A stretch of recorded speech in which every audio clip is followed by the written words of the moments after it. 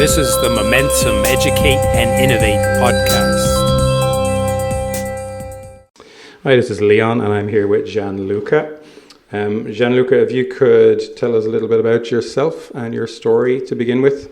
Yes, thank you. I'm Gianluca Vagnarelli. I'm Italian, and I'm the founder of iStrategies. iStrategies is a startup company based in Italy that I founded in 2018. And it's a company that develop research and innovation project, especially in the field of education and higher education. I have been a lecturer and researcher for more than 10 years in the Italian university, and at a certain point I needed to do education in a different way. So iStrategies has been the way through which I try to innovate more in learning, in research, and having fun too, I have to say. Very good. This brings us to the topic of another interesting project you're working on, or that Momentum are working with you on. Can you tell our listeners a little bit about the Datavisual project? Yes, Datavisual is a project in which we try to provide to vet organizations skills related to data visualization, because we are experiencing a data revolution, because this is a digitalization process. We have a huge amount of data that every day are produced, so we need to manage this data also in the communication phase. At a certain point, we have to be able to communicate effectively this data if we want that this data revolution can spread to everyone, can reach every citizen.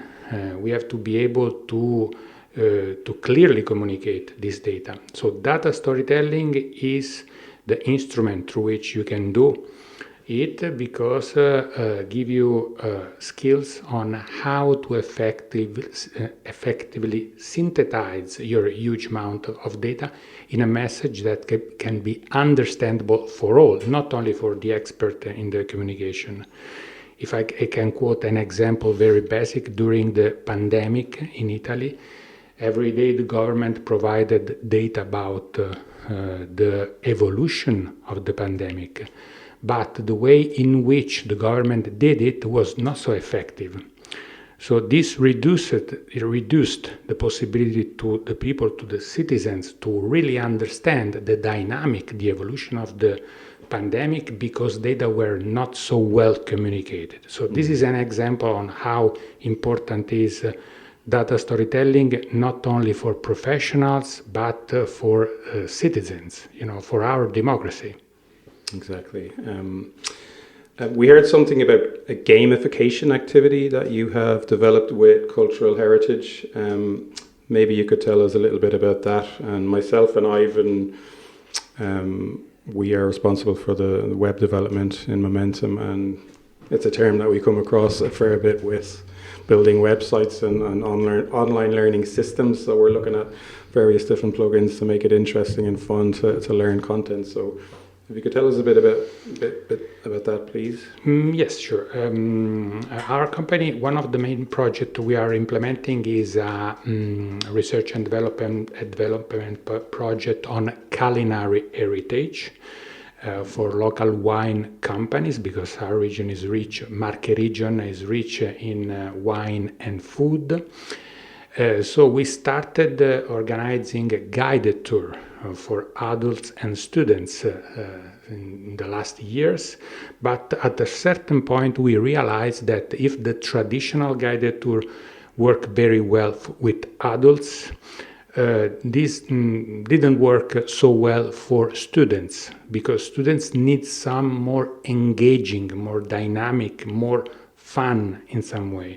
For this reason, we developed a gamified guided tour that is a case study for some tourism faculties, for example, in Germany or in Spain, in which student can experience our regional context through a series of authentic stories we collected and we selected on the criteria that through this story you can really understand some crucial identity element of the context.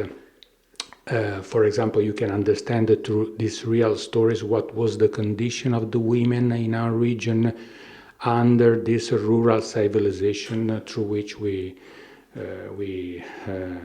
lived in the past, or other stories like this. And we experienced that it works very well, thanks mostly to the fact that these are authentic stories, so really collected on the place with the real people. So students are really interested to, are really impressed by the fact that the story is not fiction, but is non-fiction, because someone in person, really lived that experience. Sure. So to conclude the gamification, it's a game in which a different group of students compete, answering questions. So it's not so complicated. Very simple structure. It's open air game, but it works. Very good. Authentic stories leads me nicely on to my final question. Mark mentioned Chat GPT early on. Not so authentic stories, but it's quite hard to tell the difference apparently. From what I've seen, what's your very general opinion on Chat GPT? Yes, Chat GPT, I think it could be perceived as a danger on one side, because we see in this the risk of the automatization and the fact that the human will disappear through these tools. But at the same time, I think it's an opportunity. An opportunity is not only because this can facilitate our work. I think, for example, the fact that ChatGPT is able to write a story, if you give a good instruction, standard story, I have to say. But it's an opportunity in the sense that I think ChatGPT push us in investing more in the creativity, because this is something that cannot be substituted by the machine and the process of automatization. So I think thanks to this technology, we have the opportunity to become more human, more humanistic than we are.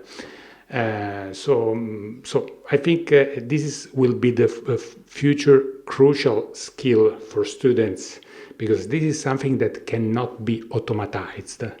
The fact that you are someone who is creative, who is able to think in a different way, to be able to to exercise your critical thinking.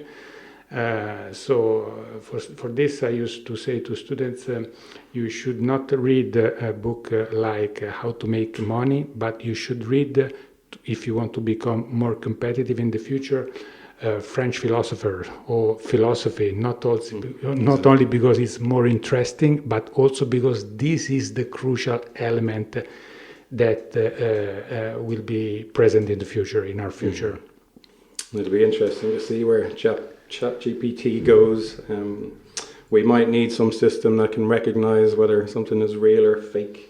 Maybe that can be part of ChatGPT as well. That's all the questions I have. I meant to ask you at the start how long you're here for.